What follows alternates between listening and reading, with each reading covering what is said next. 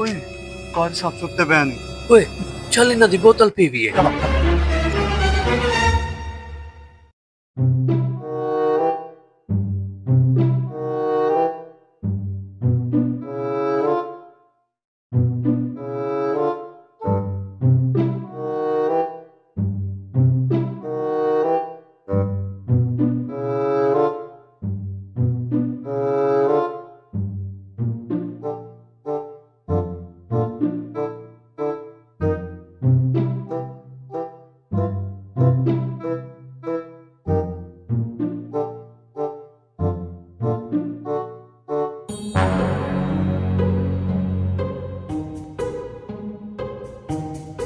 A few moments later.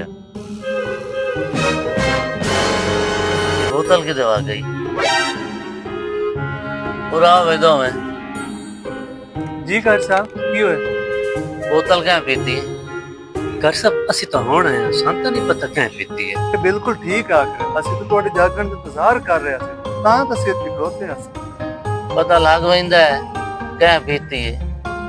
Uh mobile मेरा on पे हो है वीडियो तो लगी हुई ने पूरा चाल है उधर। मैं तो लगता है ठीक है।